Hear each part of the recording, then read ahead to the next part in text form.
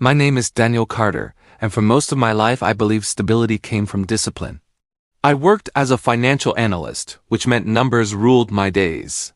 Budgets, forecasts, savings plans, those things made sense to me. My wife Emily used to tease me about it all the time. One evening, she walked into the living room holding 2 mugs and said, "Dan, are you working again?" I looked up from my laptop and smiled. "Just checking some numbers." She placed a mug in my hand and laughed softly. "You check numbers even after work." I shrugged. "That's what financial analysts do." She leaned against the couch and asked, "So what are these numbers about tonight?" I hesitated, then answered casually, "Future plans." Emily smiled warmly. "You're always planning something." I nodded slowly. She didn't know the whole truth.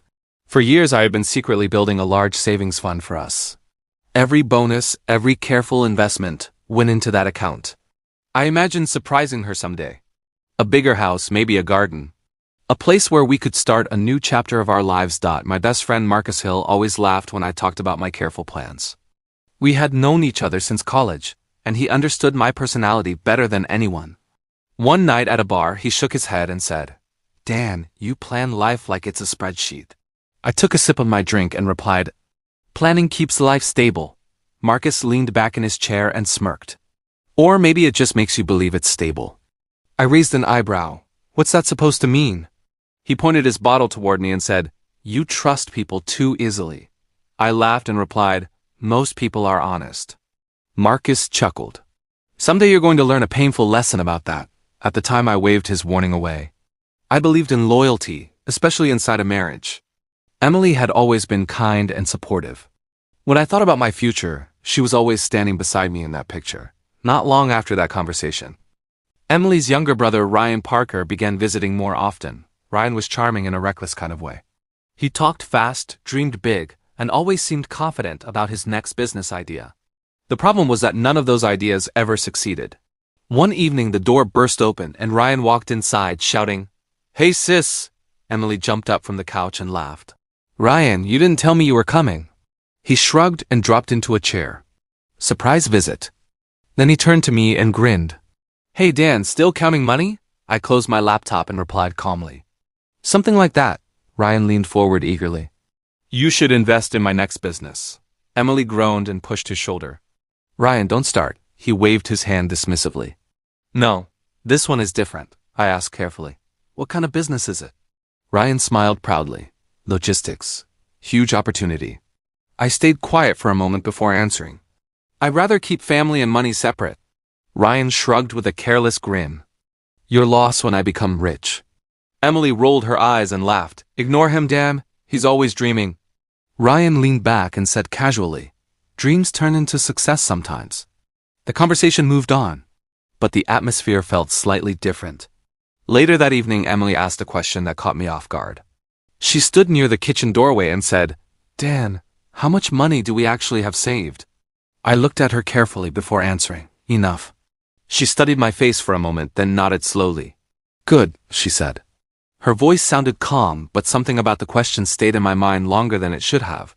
Over the next few weeks, Ryan started visiting more frequently. Sometimes he talked about business strategies. Sometimes he joked about future profits. I didn't pay much attention at first. To me, it just looked like another one of his temporary dreams. Emily seemed happy to spend time with him, and I didn't want to interfere with her family. One evening, Marcus called and asked, "So, how's married life treating you?" I laughed and replied, "Peaceful." He paused for a second and then said, "Careful, Dan. Peace can hide problems." I brushed off his comment. When I hung up the phone, Emily was sitting across the room quietly scrolling through her phone. Ryan had just left after another long conversation about his business idea. I told myself there was nothing to worry about. That night I turned off the lights and lay in bed beside my wife. Everything looked normal. Our house was comfortable, our future seemed secure, and the woman I loved was sleeping peacefully beside me. I believed my life was stable, but I had no idea it was already falling apart. A few evenings later, I sat at my desk with my laptop open, doing what I always did at the end of the week, checking our accounts. Numbers usually calmed me. They were predictable. But that night something felt wrong. I stared at the screen and whispered, "That can't be right."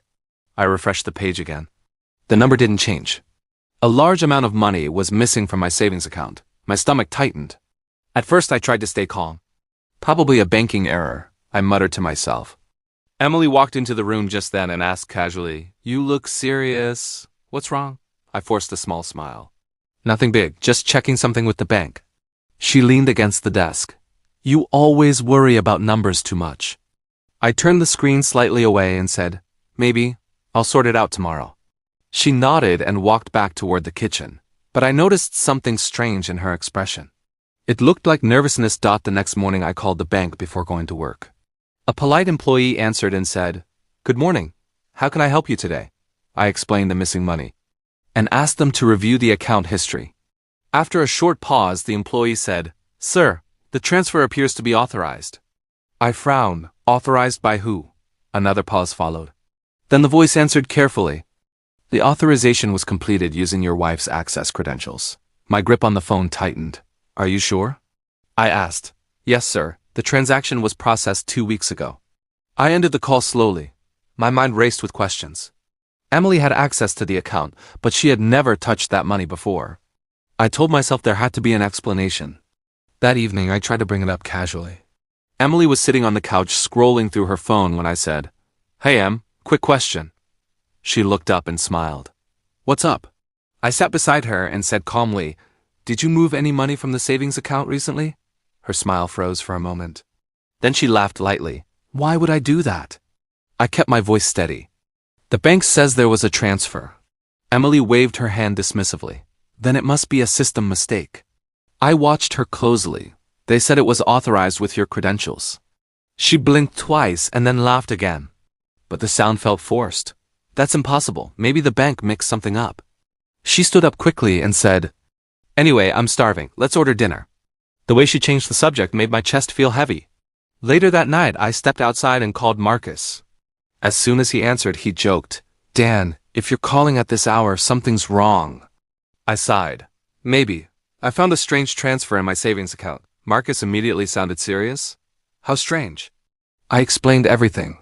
He stayed quiet for a moment before asking, "Did Emily move the money?" I rubbed my forehead. "The bank says she authorized it, but she claims it's a mistake." Marcus exhaled slowly. "Dan, listen carefully." I waited. Then he said the words that planted doubt. The next morning I couldn't focus on work. Numbers on my screen blurred together while one question kept repeating in my mind. Where did the money go? During lunch break, I opened the bank records again and followed the transfer trail carefully. After a few minutes, my heart dropped. The account that received the money belonged to a company I had never heard of before. But the registered owner's name was painfully familiar: Ryan Parker. I stared at the screen and whispered, "You've got to be kidding me." My hands felt cold as I closed the laptop. I didn't want to jump to conclusions. But the evidence was right in front of me. When I got home that evening, Emily was in the kitchen humming softly while preparing dinner. I walked in quietly and said, "Emily, we need to talk." She turned and smiled. "You sound serious. What happened?" I placed my phone on the table and said, "I found where the money went." Her smile faded instantly. Emily crossed her arms and asked carefully, "What do you mean?"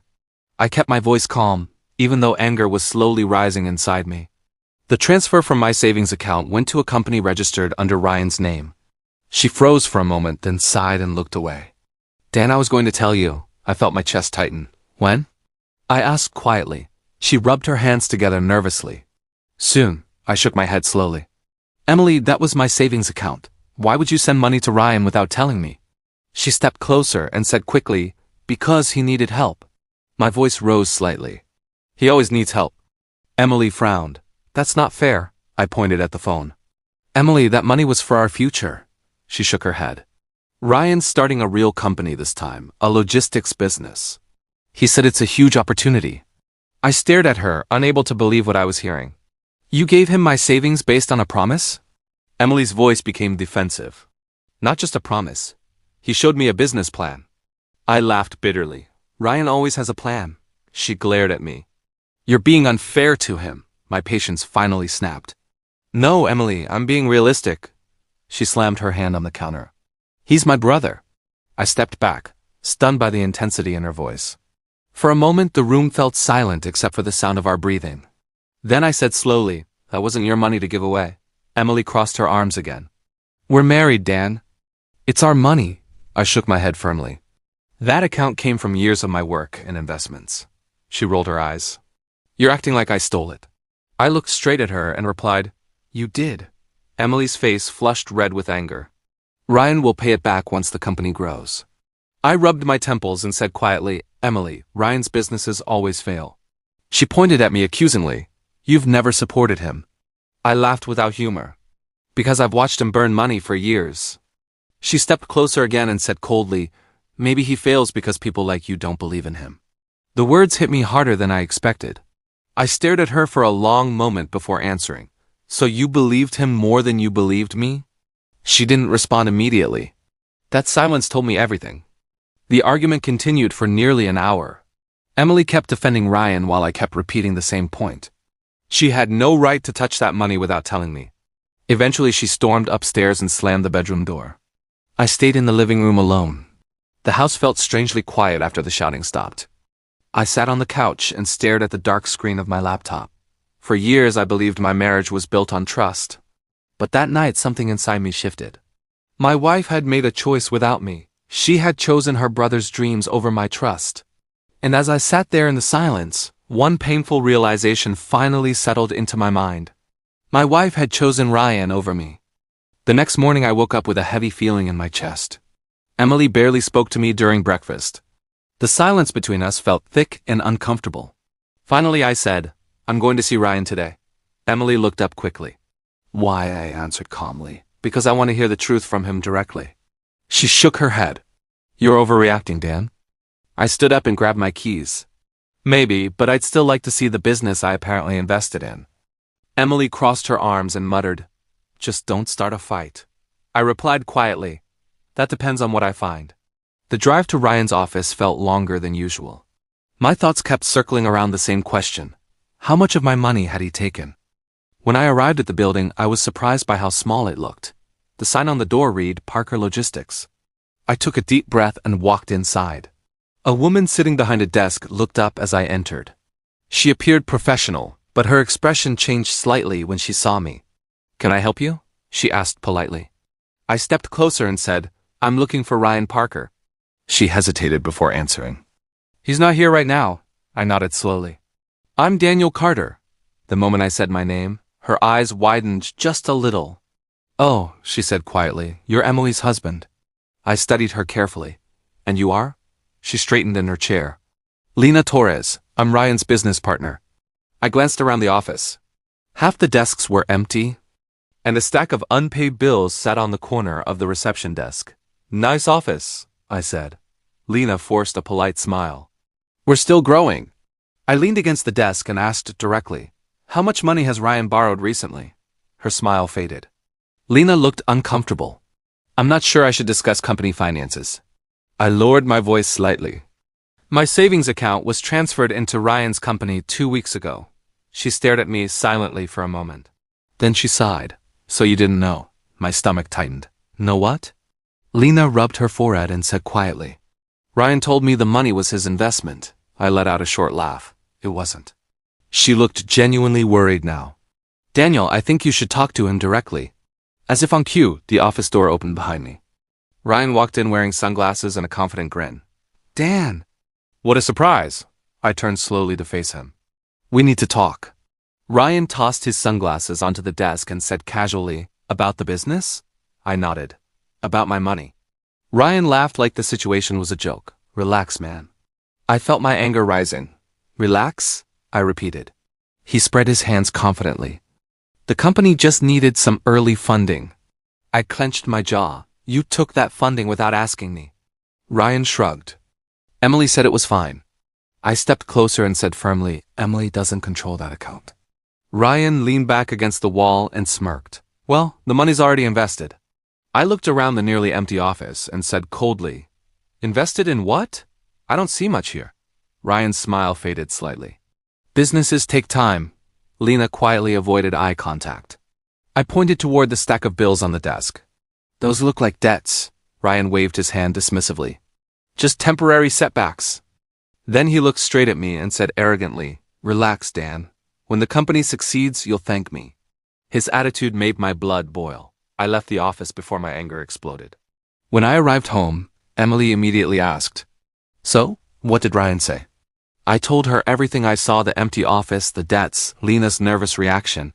Emily shook her head firmly. Ryan told me things are going great. I stared at her in disbelief. Emily, you're choosing to believe him over me. She grabbed her phone and said, I'm calling him right now. A few minutes later, she hung up and looked at me coldly. Ryan says you're exaggerating.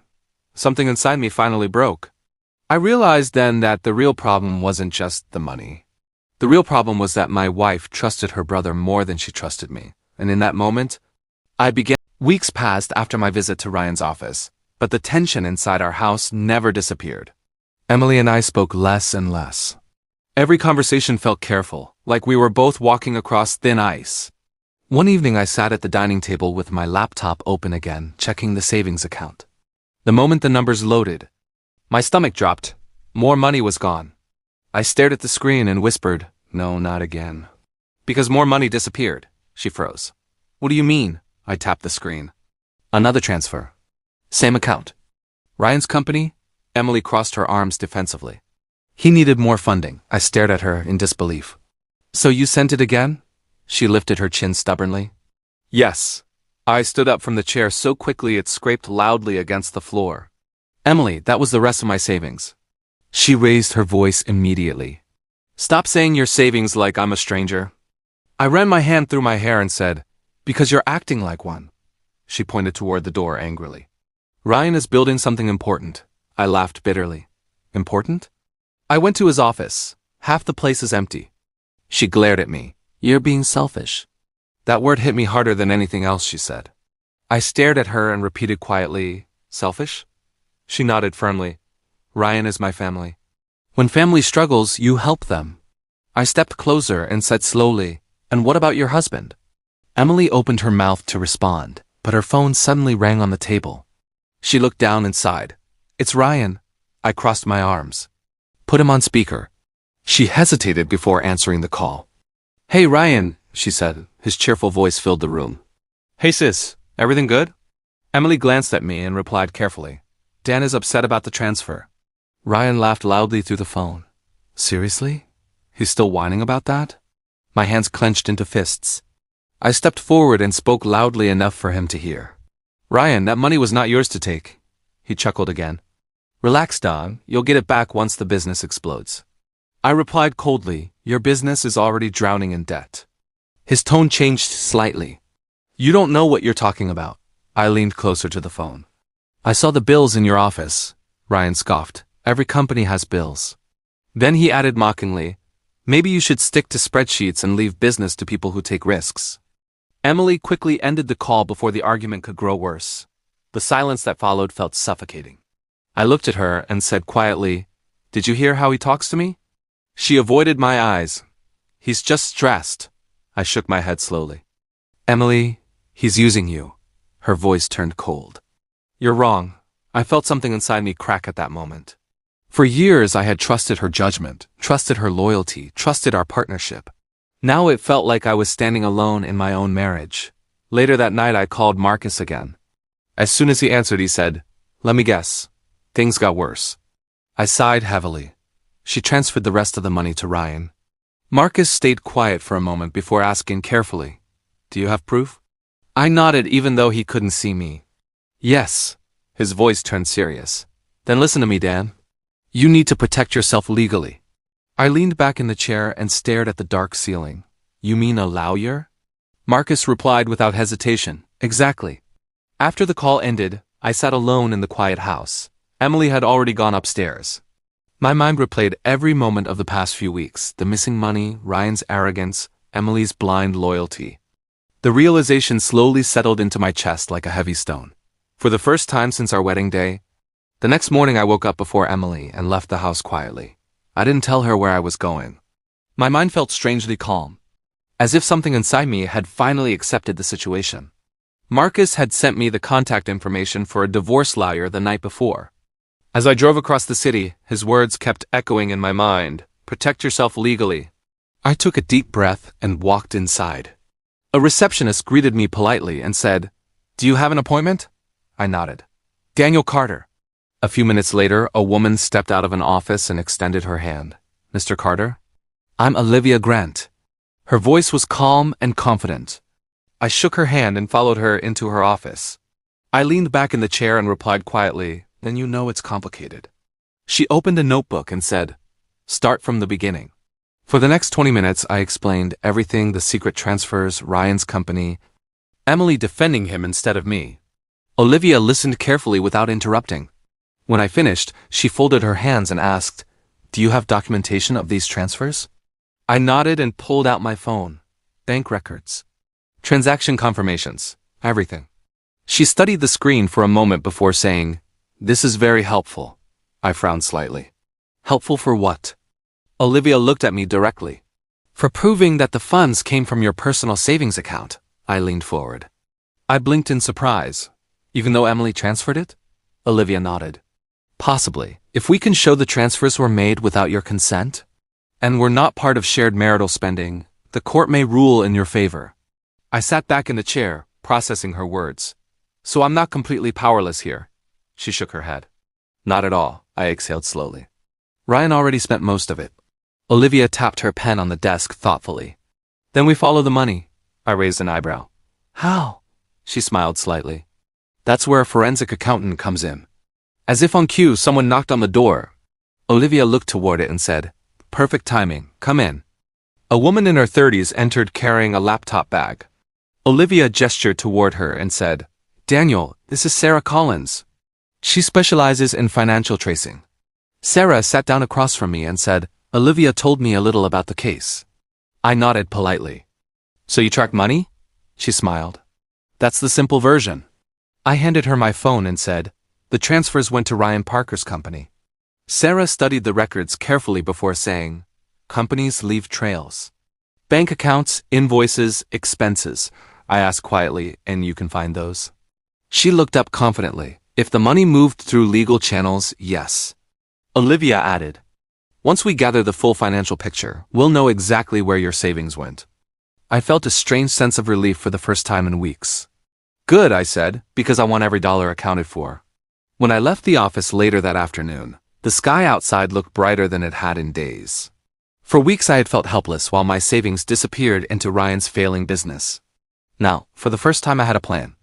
Meanwhile, she continued supporting Ryan's company, convinced it would succeed soon. But inside my mind, something had changed completely.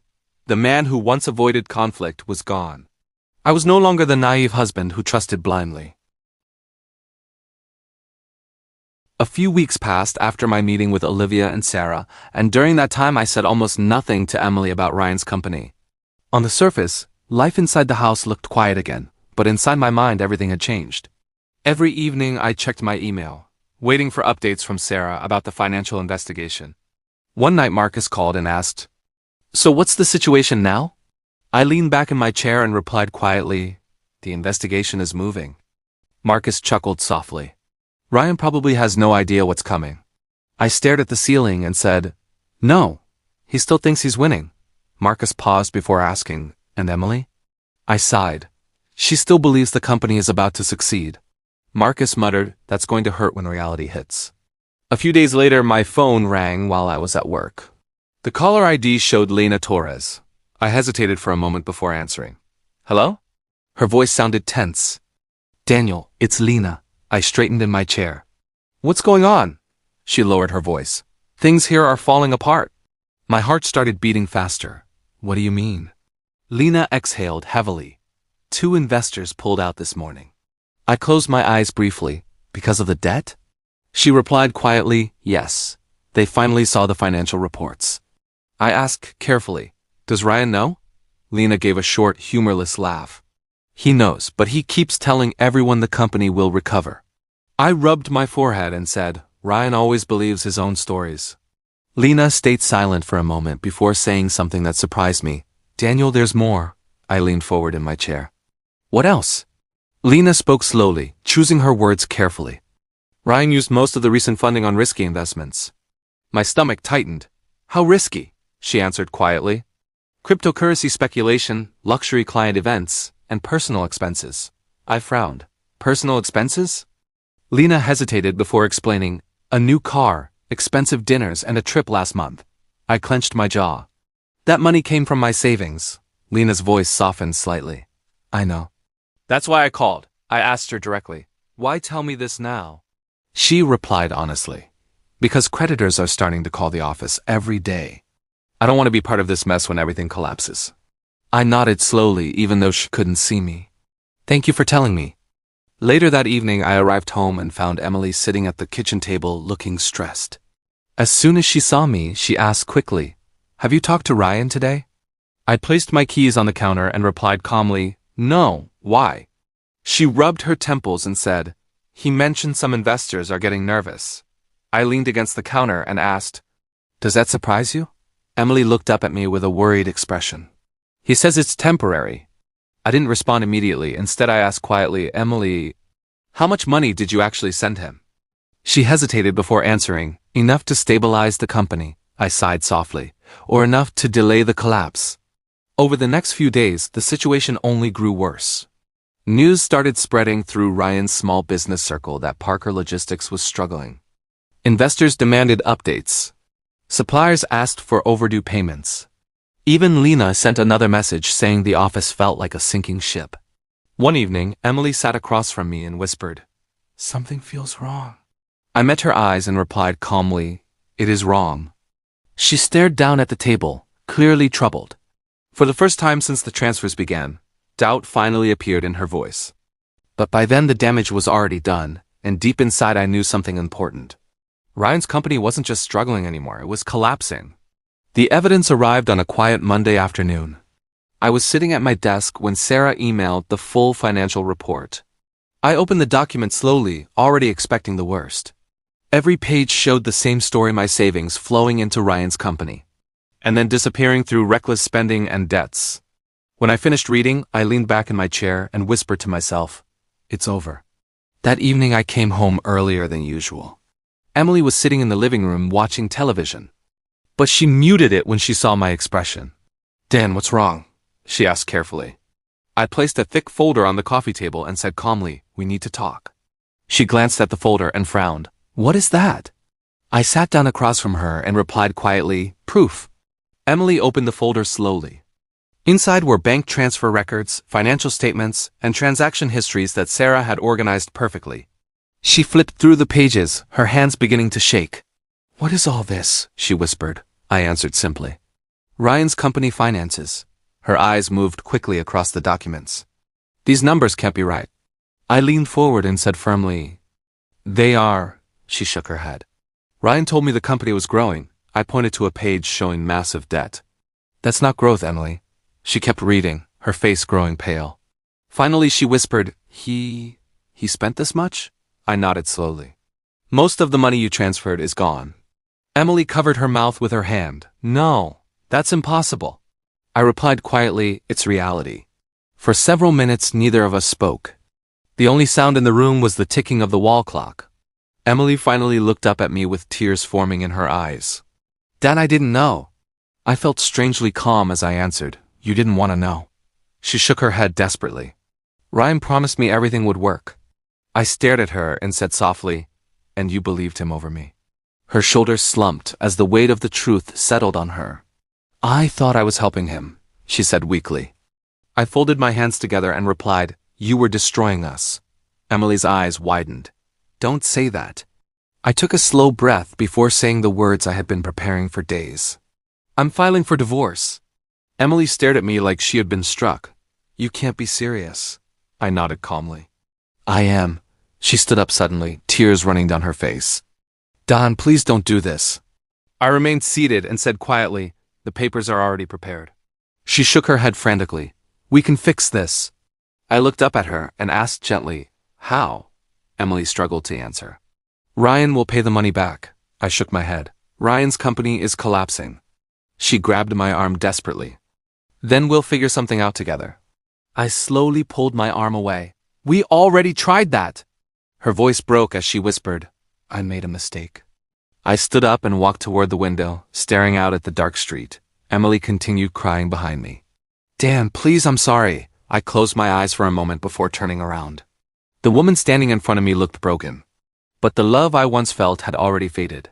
I trusted you, I said quietly. More than anyone.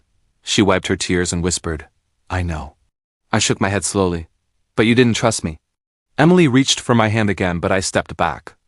The distance between us felt larger than the room itself. For the first time since we met, I felt nothing but emptiness. As I picked up the folder from the table, Emily collapsed onto the couch sobbing. I paused at the doorway and looked back one last time. Once, she had been the center of my world. Now she felt like a stranger.